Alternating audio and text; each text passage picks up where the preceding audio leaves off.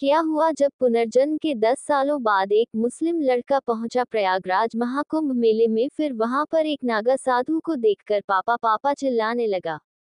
इस घटना की जब आप पूरी सच्चाई सुनोगे तो आपके भी रोंगटे खड़े हो जाएंगे। पुनर्जन्म की यह सच्ची घटना अभी हाल ही में प्रयागराज महाकुंभ मेले में घटित हुई है, जिसके चर्चे अभी पूरे देश में हो रहे हैं। वीडियो में आगे बढ़ने से पहले आपसे हाथ जोड़कर निवेदन है कि वीडियो को पूरा जरूर देखिएगा। पसंद है तो लाइक कमेंट शेयर जरूर कीजिएगा। आध्यात्मिक कथा है, चैनल को सब्सक्राइब करके इसका हिस्सा बने। आप महादेव के भक्त हैं तो कमेंट बॉक्स में हर हर महादेव की जरूर लिखें। दोस्तों, इस घटना की शुरुआत होती है राजस्थान के जयपुर शहर से, जहां एक मुस्लिम परिवार में शादी के 8 सालों बाद लड़का पैदा होता है। लड़के के माता पिता बच्चा नहीं होने के कारण बहुत दुखी थे। उन्होंने कई अस्पतालों के चक्कर काटे, कई पीर बाबाओं के चक्कर काटे, लेकिन उनको संतान नहीं हुई। फिर उनको एक हिंदू दोस्त ने सलाह दी कि उज्जैन महाकाल मंदिर में जाकर बच्चे के लिए मन्नत मान कर आ जाओ। बाबा महाकाल तुरंत संतान सुख देते हैं, लेकिन बच्चे के माता पिता, जिनका नाम था साहिल और नाजो मुस्लिम धर्म से थे और वह अपने धर्म को लेकर कट्टर भी थे। वह कभी भी किसी मंदिर में नहीं जाते थे और ना ही अपने धर्म के अलावा किसी दूसरे धर्म में रुचि दिखाते थे, लेकिन मजबूरी ऐसी आ गई थी कि अब उन्हें ना चाहते हुए भी उज्जैन महाकाल मंदिर जाना पड़ रहा था। सबसे पहले वह दोनों हिंदू बनकर जयपुर से उज्जैन के लिए ट्रेन द्वारा रवाना हुए और बाबा महाकाल मंदिर पहुंचकर उन्होंने बाबा महाकाल से मन्नत मांगी कि आप तो सभी की सुनते हैं, हमारी भी सुन लीजिए और हमारी कोख भर दीजिए और हमारे घर में किलकारी गुंजवाने। बाबा महाकाल से मन्नत मांगता है कि अगर कुछ दिनों में नाजों की कोख में संतान पनप जाती है तो वह उस बच्चे का नाम बाबा महादेव के ऊपर ही रखेगा। मन्नत मानकर वे वापस से जयपुर आ जाते हैं और बाबा महाकाल का ऐसा चमत्कार होता है कि 15 से 20 दिनों के अंदर ही साहिल और नाजो को खुशखबरी मिल जाती है। जब नाजो अपने शौहर यानी अपने पति को ये खुशखबरी देती है तो वह बहुत खुश हो जाता है और दोनों पति पत्नी बाबा महाकाल का शुक्रिया अदा करने लग जाते हैं। धीरे धीरे 9 महीने गुजरते हैं और नाजो एक सुंदर बच्चे को जन्म देती है और नाजो को लड़का होता है। सभी परिवार के लोग शादी के 8 साल बाद लड़का होने पर बहुत खुश थे। साहिल भी बहुत खुश था और नाजो भी बहुत खुश थी। लेकिन अब बात आई थी मन्नत पूरी करने की, और सोहेल और नाजिया जानते थे कि यह लड़का महादेव की देन है, इसलिए उन्होंने देरी ना करते हुए अपने लड़के का नाम शिव रख दिया। जब परिवार के लोगों को ये बात की खबर पता चली तो सभी लोग बहुत गुस्सा हुए, लेकिन साहिल और नाजो ने उनकी एक नहीं सुनी। वे दोनों माता पिता अपने बच्चे को शिव कहकर पुकारना थे, लेकिन परिवार के सामने उस बच्चे का एक मुस्लिम नाम रख दिया था। इसके बाद दोनों अपने बच्चे को उज्जैन महाकाल मंदिर ले जाते हैं, वहां पर उस बच्चे को बाबा महाकाल का आशीर्वाद दिलवाते हैं और वापस आ जाते हैं। धीरे धीरे समय आगे बढ़ता है और जब शिव 2 साल का होता है तो धीरे धीरे उसमें बदलाव नजर आना शुरू होते हैं। शिव पैदा होने के बाद से ही थोड़ा सा अलग प्रतीत हुआ करता था। जब वह 2 साल का हुआ तो वह अपने मुंह से ओम नमः शिवाय मंत्र का जाप करने लगा था। उसको किसी ने सिखाया भी नहीं था, फिर भी वह ओम नमः शिवाय मंत्र का जाप करने लगा था। उस परिवार के सभी मुस्लिम लोग हक्का बक्का रह जाते थे और कहते थे कि ऐसा कैसे हो सकता है, जरूर इसके माता पिता इसको सिखा रहे होंगे। परिवार के सभी लोग ये देखकर काफी ज्यादा चिंतित होते थे कि बच्चा मुस्लिम धर्म का है और नाम हिंदू धर्म के ले रहा है। जैसे जैसे वह बड़ा हो रहा था उसकी हरकतें भी अजीब सी हो रही थी। उसको बिना के हनुमान चालीसा भी याद थी, जबकि शिव को किसी ने हनुमान चालीसा का पाठ नहीं सिखाया था। वह धीरे धीरे बड़ा हो रहा था और उसके अंदर हिंदू धर्म के किसी दिव्य लड़के के गुण आ रहे थे। हिंदू बच्चा भी इतनी फटाफट हनुमान चालीसा नहीं जाप कर सकता है जितनी वह कर लेता था। शिव के दादा दादी और उसके परिवार के लोगों को ऐसा लगता था कि शिव के माता पिता यानी कि साहिल और नाजो ही उससे ये सब चीजें सिखा रहे हैं, जिसके चलते वह उन दोनों को खूब प्रताड़ित करते, जिसके चक्कर में साहिल और नाजो को एक कदम उठाना पड़ा और वे अपने परिवार से अलग होकर रहने लगे। लेकिन बात यहाँ पर खत्म नहीं हुई थी। अब इनकी मुसीबत और बढ़ रही थी। जब शिव को नमाज पढ़ने के लिए कहा जाता था तो वह नमाज नहीं पढ़ता था, बल्कि वह हनुमान चालीसा का पाठ करता था और उसे रामचरितमानस का भी पाठ अपने आप ही करना आ गया था। वह सभी भगवानों के नाम लेने लगा था। ऐसा लग रहा था जैसे कि वह कोई दिव्य साधु का बच्चा हो या कोई कट्टर सनातनी का बच्चा हो, जबकि उसे कभी भी हिंदू धर्म के बारे में ना ही ज्ञान दिया गया था, ना ही टीवी में दिखाया गया था। फिर भी वह अपने आप इन सब चीजों को कर रहा था, जिसे देखकर नाजो और साहिल अचंभित हो रहे थे।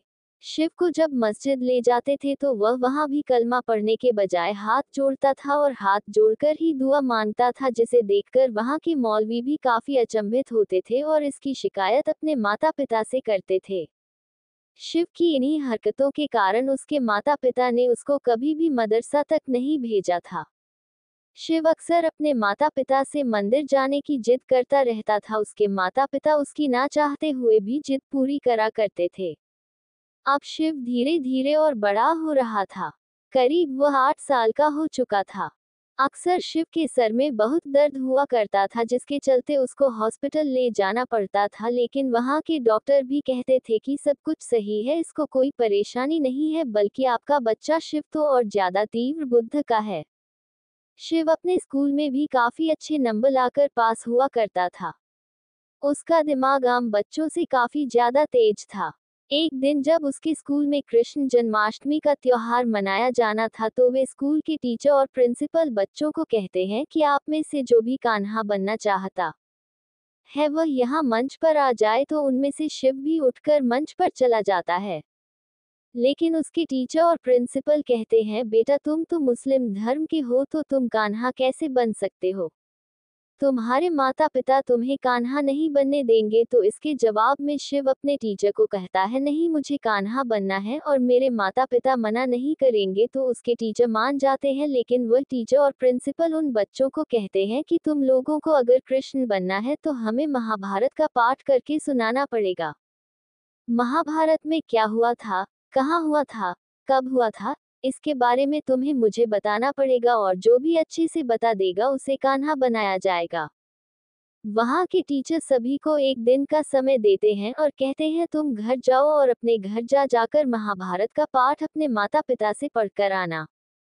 लेकिन उतने में ही शिव कहता है कि मुझे महाभारत के बारे में सब में कुछ पता है, और शिवम अपने मुंह से पूरी महाभारत का पाठ बोल बोल कर अपने टीचर और वहां खड़े सभी लोगों को सुनाने लग जाता है, जिसे देखकर वहां के प्रिंसिपल, वहां के टीचर सभी लोग अचंभित हो जाते हैं कि किस तरह एक मुस्लिम बच्चा इतनी फटाफट महाभारत का पाठ कर रहा है। वहाँ के टीचर शिव को कहते हैं कि तुम्हारे माता पिता ने कभी तुमको महाभारत का पाठ करना सिखाया है? तो शिव कहता है, नहीं मुझे किसी ने महाभारत का पाठ करना नहीं सिखाया है। तो उसके टीचर कहते हैं, फिर तुम्हें कैसे याद है इतना फटाफट महाभारत का पाठ? इतना तो हमें भी नहीं पता जितना तुमको पता है। ऐसा कैसे? तो शिव कहता है, मुझे नहीं पता, ये चीजें तो मुझे अपने आप ही याद है। जिसे सुनकर उसके टीचर अचंभित हो जाते हैं।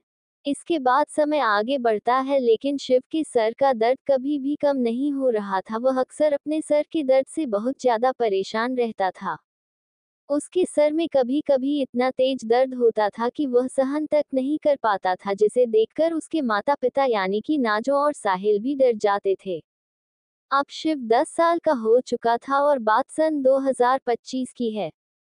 एक दिन शिव के माता पिता यानी कि साहिल और नाजो को शिव के स्कूल से फोन आता है कि आप लोग जल्दी से स्कूल आ जाए, आपके बेटे का बहुत तेज सर दर्द हो रहा है। तो शिव के माता पिता दौड़े दौड़े स्कूल जाते हैं, जहां पर जब वे शिव को देखते हैं तो वे दंग रह जाते हैं। शिव अपने माता पिता को कहने लगता है कि मुझे मेरे पिता के पास जाना है, मुझे मेरे पिता के पास ले चलो। ये जब साहिल और नाजो सुनते हैं तो वे अचंभित हो जाते हैं। साहिल कहता है कि बेटा मैं ही तुम्हारा पिता हूं। तो शिव कहता है, नहीं तुम नहीं, मुझे मेरे पहले वाले पिता चाहिए। शिव जब ऐसे बोल रहा था तो उसके माता पिता उसे तुरंत न्यूरोलॉजिस्ट के पास ले जाते हैं, जहां पर वहां के डॉक्टर शिव का चेकअप करते हैं। तो शिव को गोली दवाई देकर वापस घर भेज देते हैं और कहते हैं कि इसके ऊपर किसी चीज का टेंशन हुआ होगा, जिसके कारण यह ऐसी हरकत कर रहा होगा। घबराने की कोई बात नहीं है, लेकिन शिव के माता पिता बहुत डरे हुए थे। वह घर आने के बाद भी काफी ज्यादा जोर जोर से चिल्ला रहा था कि मुझे मेरे पिता के पास जाना है, मुझे पंडित जी के पास जाना है, मुझे ले चलो, मुझे ले चलो। वो जोर जोर से चिल्ला रहा था कि मुझे प्रयागराज ले चलो, मुझे प्रयागराज जाना है, मुझे इलाहाबाद जाना है, मुझे इलाहाबाद ले चलो। ये सब देखकर उसके माता पिता बहुत चिंतित हो रहे थे। तो उसके पिता शिव से विस्तार से पूछते हैं और शिव को शांत करते हैं और उसे प्रेम से पूछते हैं कि बेटा हुआ क्या है, तुम मुझे सारी बातें बताओ। तो वह कहता है कि मेरे पिता प्रयागराज रहते हैं, यानी कि मेरे पिता इलाहाबाद रहते हैं और मैं भी इलाहाबाद में रहता हूँ, मुझे वहां पर ले चलो, मुझे मेरे पिताजी के पास जाना है। तो शिव के पिताजी कहते हैं, बेटा कौन है तुम्हारे पिताजी, क्या नाम है तुम्हारे पिताजी का। तो शिव कहता है, मेरे पिताजी का नाम बालकृष्ण है और वे इलाहाबाद रहते हैं। उसके पिता साहिल धीरे धीरे सब चीजें जान रहे थे। इतने में शिव कहता है कि मुझे इलाहाबाद ले चलो। तो साहिल पूछता है कि बेटा तुम्हारा नाम क्या है। तो शिव कहता है कि मेरा नाम माधव है, मुझे प्रयागराज ले चलो। तो साहिल कहता है कि बेटा तुम्हारे माता पिता तो हम हैं, फिर तुम ऐसा कैसे कह सकते हो। तब शिव कहता है कि मुझे नहीं पता, लेकिन मुझे इलाहाबाद जाना है मेरे पिताजी के पास, वहां मुझे ले चलो। तब साहिल और नाजो दोनों एक दूसरे से बात करते हैं और सोचते हैं कि अगर वे लोग इलाहाबाद यानी कि प्रयागराज जाते हैं तो इस चीज का उसे हल मिल सकता है। इसलिए वे शिव की बात मानकर प्रयागराज जाते हैं, लेकिन वहां पर अभी सदी का सबसे बड़ा महाकुंभ मेला लगा हुआ था। लेकिन फिर भी साहिल और नाजो अपने बच्चे शिव को प्रयागराज ले जाते हैं। जैसे ही वो प्रयागराज रेलवे स्टेशन पर उतरते हैं तो शिव तुरंत ऑटो वाले को कहता है कि मुझे संगम घाट के किनारे ले चलो। ये देखकर साहिल और नाजो काफी हैरान हो जाते हैं, क्योंकि शिव को तो कभी प्रयागराज में स्थित संगम के बारे में पता ही नहीं था। फिर शिव कैसे वहां के रास्ते जानता था। शिव ऑटो में बैठकर अपने माता पिता के साथ संगम के घाट जा रहा था, लेकिन भीड़ के कारण उन्हें रास्ते में ही उतरना पड़ा, जिसके बाद उसके पिता ने शिव को अपनी गोद में उठाया और शिव एक के बाद एक करके सारे रास्ते अपने पिता को बता रहा था कि पापा इधर चलो, इधर चलो, इधर चलो। ऐसा कर करके शिवम ने अपने माता पिता को संगम के घाट तक ले आया। वहीं घाट पर कई सैकड़ों टेंट बंधे थे। शिव समझ नहीं पा रहा था, क्योंकि अब प्रयागराज पूरी तरह बदल चुका था कुंभ मेले के कारण। लेकिन शिव थोड़ा सोच विचार करता है और वहां की जगह और देखता है, जिसके बाद शिव अपने माता पिता को थोड़ी दूर ले जाता है और वहां एक टेंट बंधा हुआ था, उस टेंट में ले जाता है। उस टेंट में एक साधु महात्मा बैठे हुए थे जो कि तपस्या कर रहे थे। जैसे ही वह टेंट में से अंदर जाते हैं तो शिव उन साधु को देखकर पापा पापा चिल्लाने लगता है और झटपट गले लगता है। शिव अपने पिता साहिल की गोद से निकलकर उन साधु के पास चला जाता है, जिसे देखकर साहिल और नाजो काफी अचंभित हो जाते हैं। जब उन साधु की आंखें खुलती हैं तो वह उस बच्चे को देखते हैं और कहते हैं, बेटा तू आ गया, मुझे तेरा ही इंतजार था, मैं जानता था तू एक दिन जरूर आएगा। ये सारी बातें सुनकर साहिल और नाजो काफी अचंभित हो जाते हैं।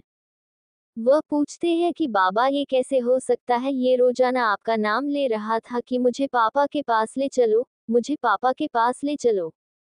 तब वे साधु महात्मा कहते हैं कि हाँ मुझे सब पता है, इस बच्चे का पुनर्जन्म हुआ है, यह महादेव की देन के कारण ही तुम्हारी कोख में आया था, मैं सब जानता हूँ। यह बातें सुनकर साहिल और नाजो उन बाबा को कहते हैं, बाबा हमें विस्तार से बताए।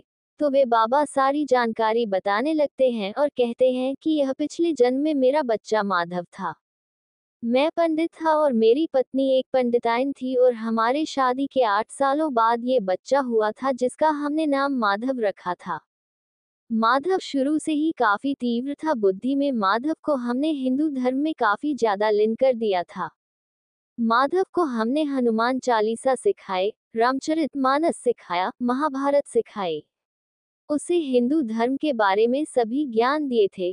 क्योंकि वह एक पंडित का बच्चा था, इसलिए उसे सभी प्रकार के ग्रंथ महज जबानी याद थे। तो वहां खड़े साहिल और नाजो पूछने लगे, आपकी पत्नी कहाँ है और हम कैसे मान ले कि सच में इसका पुनर्जन्म हुआ है।